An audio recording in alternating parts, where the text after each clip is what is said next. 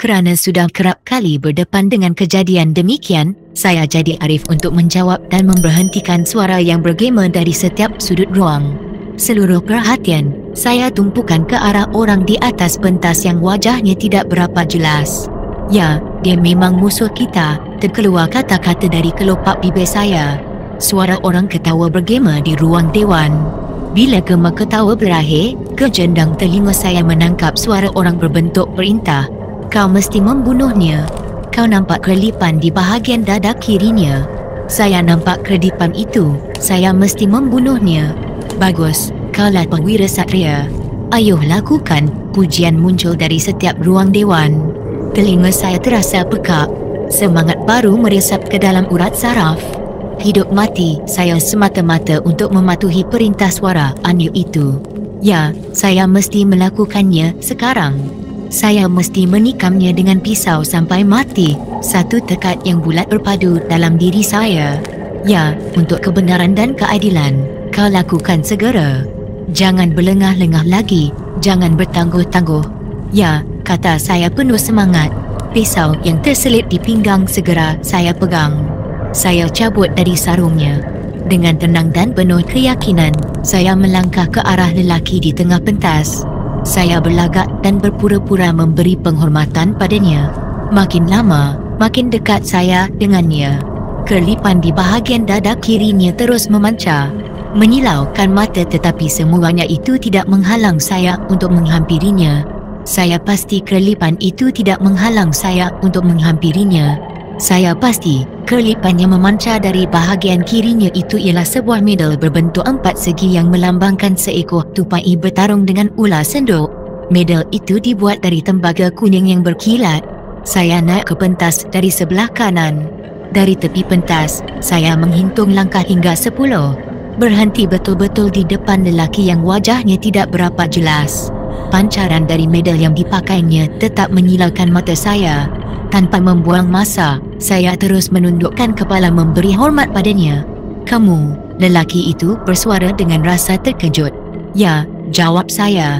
Seperti mengetahui apa yang akan saya lakukan terhadapnya, lelaki itu memusingkan badannya, membelangkangi saya.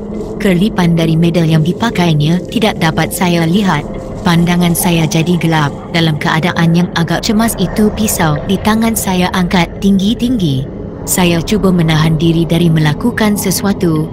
Kerana pisau sudah diangkat tinggi, usaha saya menemui kegagalan.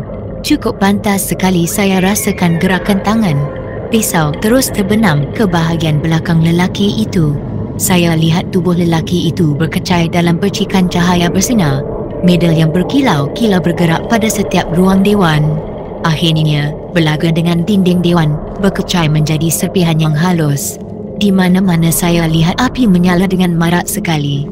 Saya juga terdengar suara dari setiap sudut dewan, bergema dengan sejuta pujian.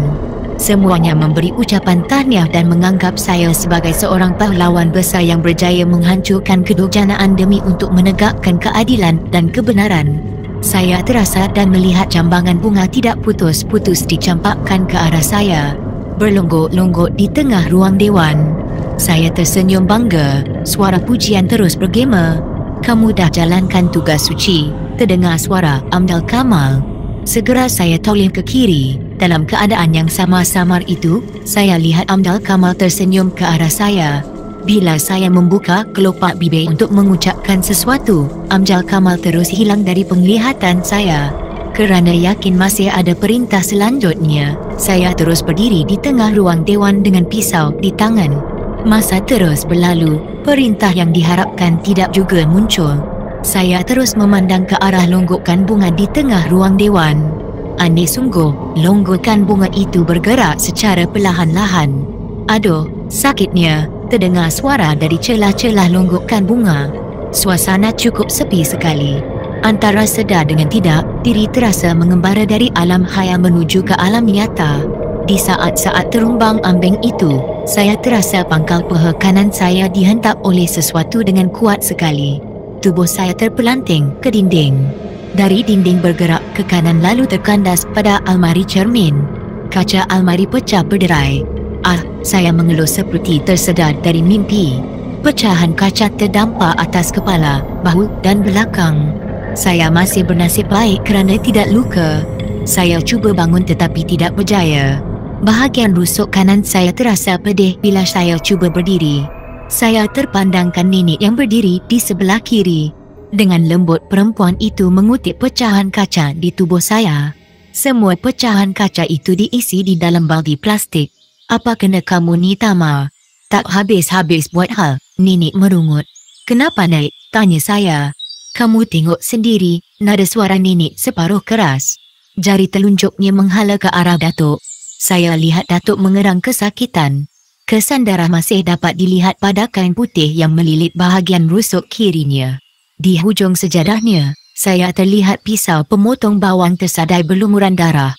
Beberapa orang jiran tetangga bermunculan di muka pintu di pagi yang bening itu. Barangkali mereka dapat mengikuti apa yang terjadi dalam rumah sejak subuh tadi. "Kenapa dengan tok ini?" soal saya dengan rasa terkejut. Nenek gelengkan kepala.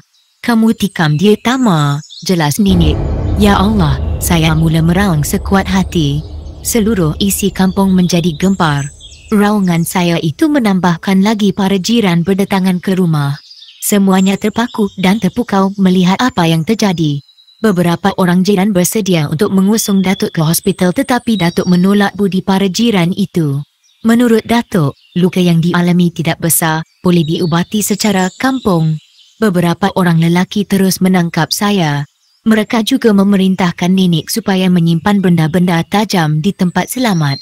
"Ikat," ujar jiran kepada seorang jiran yang lain. Dalam beberapa saat sahaja sepasang tangan saya diikat dengan tali belati. Begitu juga dengan sepasang kaki saya. Tidak ada perlawanan yang saya lakukan kerana saya sendiri tidak sedar bagaimana saya melakukan perkara tersebut. "Kita serahkan pada polis, biar dibawa ke hospital. Boleh otaknya diperiksa. Budak ni dah gila. Kalau dibiarkan di rumah, ramai orang yang mati." Seorang perempuan bermulut celupa mengeluarkan pendapat. Saya lihat kebanyakan jiran bersetuju dengan pendapatnya itu. Nenek termenung, macam ada sesuatu yang difikirkannya. Datuk meraba ke arah balutan lukanya. "Jangan dipengapakan dia. Apa yang dia buatnya, dia sendiri tidak tahu. Ada kuasa lain yang meresap ke dalam dirinya," kata datuk. Dia berdiri sambil menekan ke arah bahagian berbalut. Nenek tidak berkata apa-apa. Matanya masih terpaku ke arah tali belati yang membelit sepasang tangan dan kaki saya. Saya mengucapkan terima kasih di atas perhatian kawan-kawan. "Bukakan tali belati itu," datuk mengeluarkan arahan. Ikatan di tangan dan kaki saya segera dibuka. Beberapa orang jiran berpandangan sesama sendiri. Mereka kurang senang dengan tindakan datuk yang enggan menyerahkan saya kepada pihak polis untuk ditahan dan dihantar ke hospital bagi menjalani pemeriksaan mental. Memang wajar mereka memprotes tindakan datuk itu kerana perbuatan yang saya perlihatkan pada mereka membayangkan diri saya kurang waras. Orang yang berfikiran waras tidak akan menikam datuknya yang mahu bersembahyang. Mereka bimbang kalau perbuatan itu melarat keluar rumah. Mungkin satu ketika saya menyerbu ke masjid lalu menikam orang-orang yang sedang berjemaah di situ. Saya tahu apa yang semua bimbangkan. Percayalah pada saya, dengan izin Allah, masalah cucu saya ni boleh diselesaikan dengan baik. Datuk memberitahu para jiran yang seakan-akan enggan bergerak dari ruang rumah. "Saya berjanji kalau tak boleh diatasi, saya serahkan pada awak semua untuk dihantarkan ke Tampoi atau Tanjung Rambutan." Datuk memberikan janji yang padu. "Kami bukan apa-apa, kami takut kalau dia mengacau orang lain." Para jiran menyatakan pendapatnya. "Saya faham. Kalau awak susah, saya lagi susah. Dia cucu saya, berapalah berat mata memandang berat lagi bahu memikul. Saya tak suka perkara begini. Apakah daya sudah takdir untuk saya menerimanya?" Datuk merayu penuh keikhlasan. Wajahnya berkerut. Mungkin dia menahan rasa sakit. "Kami faham. Sebagai jiran, kami juga ada rasa bimbang dan takut," sambung jiran itu lagi. "Bimbang dan takut tu memang hak kamu. Aku tak marah dan tak kecil hati. Berilah kesempatan pada aku untuk memulihkannya." Begitu lembut nada suara datuk. Tanpa banyak cakap, para jiran meninggalkan rumah dengan wajah yang tenang. Beberapa orang daripada mereka terus memeluk Datuk menyatakan rasa simpati sambil berjanji tidak akan membiarkan Datuk bersendirian di dalam masalah ini. Bagi menyembuhkan segera luka yang dialami, Datuk memanfaatkan perubatan secara tradisional. Dia menggunakan ramuan beberapa helai daun dan kulit pokok. Bahan-bahan itu disatukan lalu ditumbuk hingga lumat dan dicampurkan dengan setitik embun jantan. Sebelum bahan-bahan itu digunakan, Datuk membersihkan luka di rusuk kiri dengan air panas. Setelah bahan-bahan itu disapukan ke tempat yang luka, Datuk terus minum segelas air kunyit dan segelas air rebusan dari akar-akar kayu. Dalam beberapa jam luka itu terus kering. Tidak bengkak dan tidak bernanah. Datuk boleh bergerak ke mana sahaja, seolah-olah dia tidak mengalami sebarang kecelakaan. Tak apalah Tamar, semuanya terjadi masa kau tak sedar. Itulah ungkapan pertama dari Datuk setelah 4 jam peristiwa yang mengerikan itu berlalu. Datuk tidak memperlihatkan rasa kurang senang dan gundah gulana dengan apa yang telah berlalu. Dia tetap melayani saya seperti biasa. Masih mahu bercerita tentang akar dan daun kayu yang boleh dijadikan ubat luka.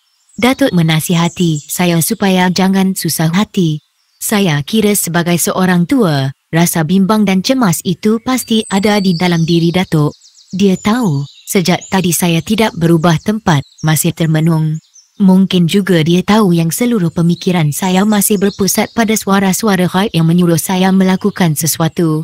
Apa yang pasti, Datuk tidak mahu dirinya berada dalam jarak yang jauh dengan saya. Gerak-geri saya sentiasa di dalam pengawasannya. Tamar, itu suara Datuk.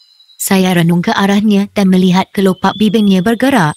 Saya tidak menjawab panggilan Datuk itu kerana saya merasakan itu bukanlah suara Datuk tetapi suara Amdal Kamal yang keluar dari kelopak bibir Datuk. Tamar, dengar sini. Ya, saya faham dan bersedia patuh dengan perintah. Tamar, jerit Datuk lalu badan saya digoncangnya berkali-kali. Serentak dengan itu dia membaca surah Al-Ikhlas. Tamar, nada suaranya bertambah lunak. Tamar, ulang Datuk lagi. Nada suaranya kali ini cukup lunak. Saya raba jejari saya raba pipinya dan Datuk membiarkan sahaja yang saya lakukan. Ini Datuk. Ya, tadi suara Datuk panggil nama saya. Ya Tamar. Jadi, tadi bukanlah suara Amjad Kamal. Apakah yang saya dengar tadi? Suara Datuk. Saya seperti merungut. Datuk anggukkan kepala. Perlahan-lahan Datuk memaut tubuh saya, disuruhnya saya berdiri. Kemudian saya dibimbingnya ke anjung rumah. Disuruh duduk menghela ke arah matahari jatuh. Amjad Kamal tu, kawan kamu Tamar? Soal Datuk. Saya gelengkan kepala. Datuk menarik nafas panjang. Sesekali Datuk renung ke arah halaman rumah yang disinari matahari pagi.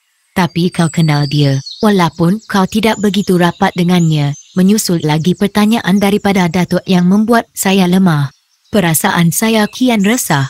Entah mengapa, saya begitu cemas dan takut bila nama Amdal Kamal disebut-sebut.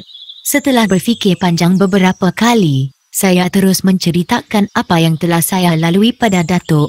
Ini perkara biasa Tamar. Orang yang lemah semangat, lemah iman dan tidak ada kekuatan batin selalu dikuasai oleh pihak yang mahu menjahanamkan manusia. Itu komentar Datuk setelah mendengar cerita dari saya. Apa saya memang lemah? Boleh jadi. Datuk tersenyum lalu merenung ke kaki tangga. Dia menyambut salam udalamat. Naiklah, jemput Datuk. Tak disuruh pun saya tetap naik, sahut udalamat lalu naik ke anjung dan duduk dekat Datuk. Kedatangan udalamat pagi itu, semata-mata untuk menziarahi saya. Dia amat gembira kerana keadaan saya agak baik. Semua pergelengangan kaki dan tangan serta sendi-sendi saya diperiksa dan dipicit. Kemudian udalamat membuka kelopak mata kiri dan kanan saya.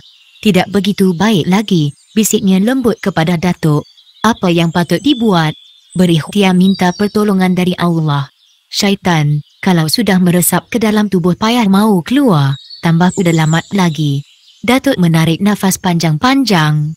Tiba-tiba badan saya menggeletar. Suara-suara aneh mula terdengar. Wajah Amdal Kamal tenggelam timbul di depan mata. Saya mula terasa tubuh memiliki kekuatan yang luar biasa. Tamar, sergah Datuk. Apa yang kamu mahu? Saya mula menentang wajah Datuk. Saya rasa Datuk terlalu kecil berdiri di depan saya.